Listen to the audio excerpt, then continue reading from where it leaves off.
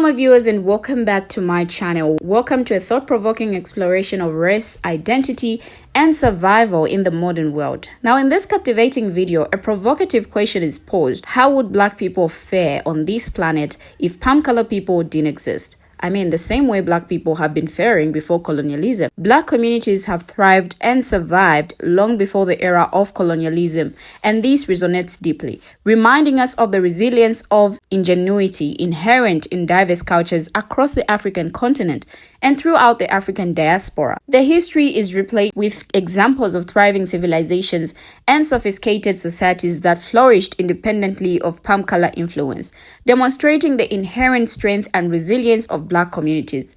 The notion that black people are dependent on palm color support is countered with a poignant rebuttal. Perhaps the real question should be, how would palm color people themselves fare without the contributions of black individuals? From labor to culture, science to art, black people have made invaluable contributions to every aspect of human civilization, enriching societies around the globe. So that should be the question. Check out these videos. I will be right back. And when I do, I share my 2 cents on this. How would black people survive on this planet if white people didn't exist?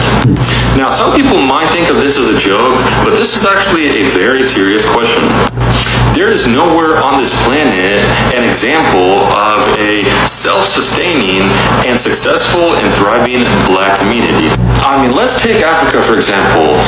The whole world is constantly providing aid and supporting Africa from all over the world, from America, from Europe, from Russia, from China. All these major self-sustaining countries are constantly providing aid and helping Africa survive. Same thing here in America. We have all these programs like Section 8 housing, welfare, food stamps that help out the black community.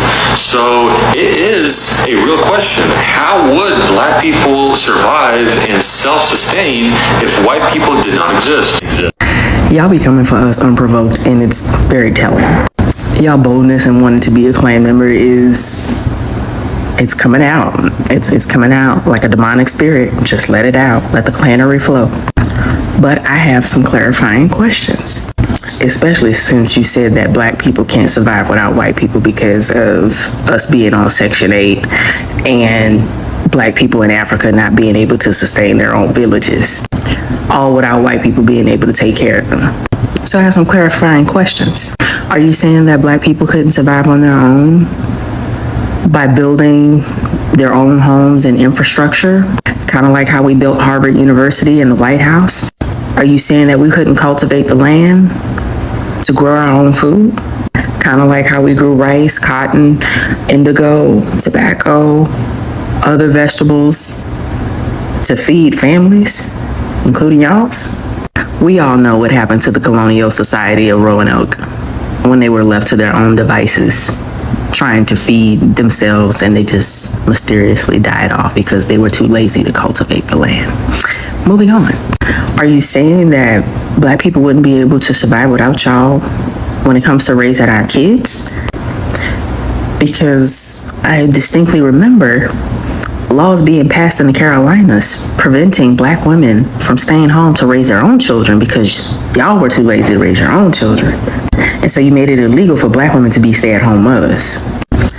Are you saying that we couldn't intellectually think for ourselves after y'all made anti-literacy laws, making it so that we could lose our lives if we decided to read and write, but we still went on to form our own institutions, using the Morrill Land Act of 1890 to build some of the best HBCUs in the country, where we shell out some of the top black doctors in this country? We can go on and on about this, but I'm pretty sure that one thing that we would do so well without some of y'all is minding our own business, because y'all keep coming at us unprovoked.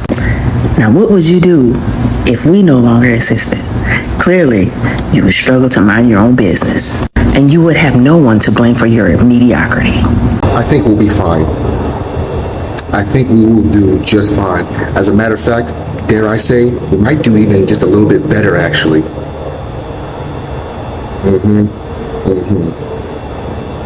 Yeah. Everybody feels me on that, right? But if the European was to, the white man or European or Caucasian was to just disappear off the face of the earth today, there's a little bit of that Caucasian, that European still in a lot of Africans. All my woke brothers and sisters know what I'm talking about. So yeah, we can get rid of the white man. We can do that. But what about a few brothers and sisters who have that internally? How are we going to deal with them?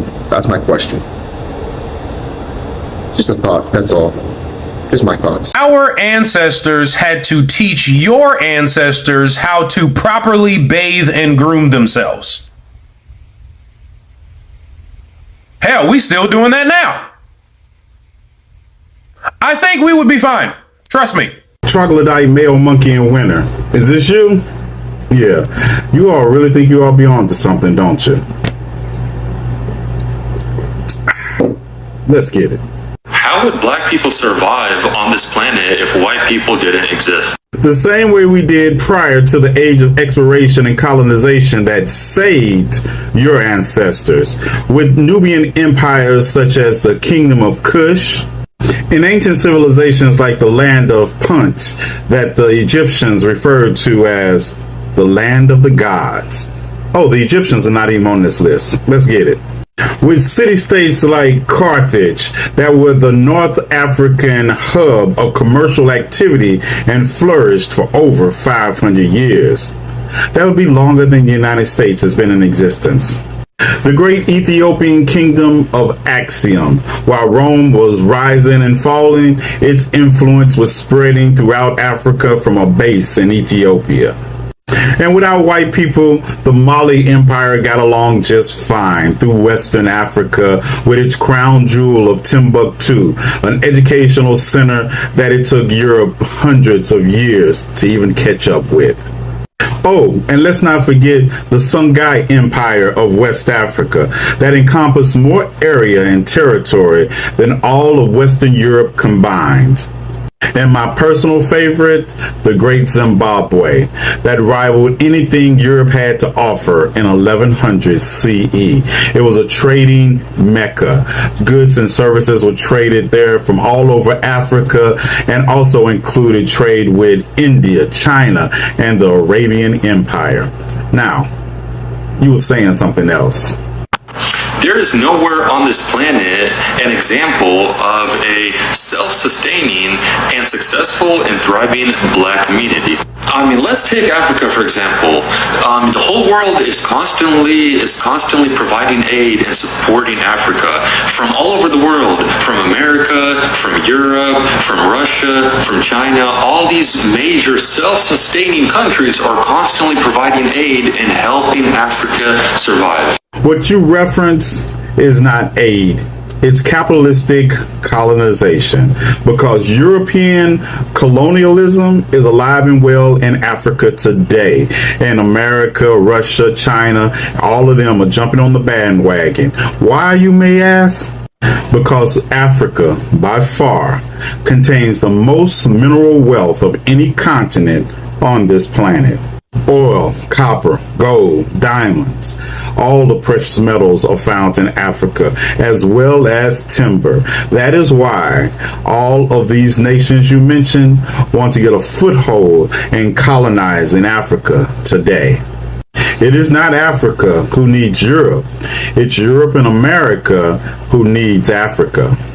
Now continue with some more of your delusions. Same thing here in America. We have all these programs like Section 8 housing, welfare, food stamps that help out the black community.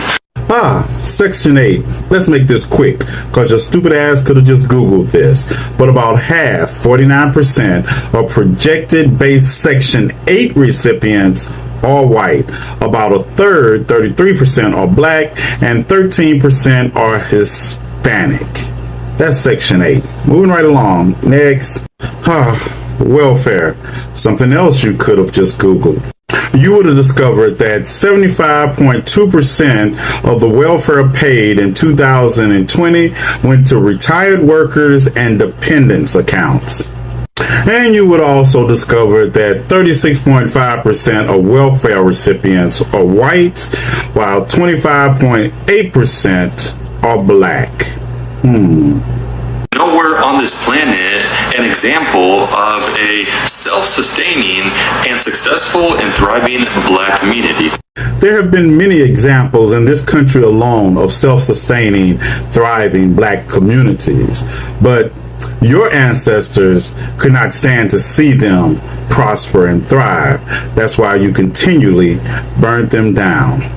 Communities like Colfax, Louisiana in 1873.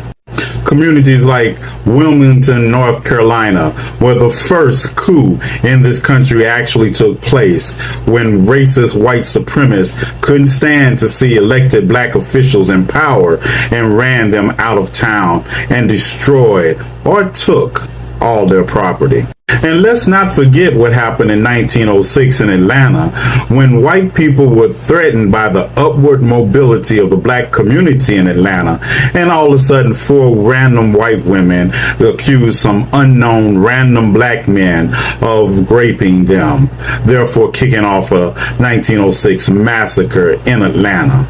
And probably the bloodiest moment in American history when it came to racial massacres occurred in Elaine, Arkansas in 1919, where the Black population outnumbered the white population by 10 to 1, thriving 10 to 1.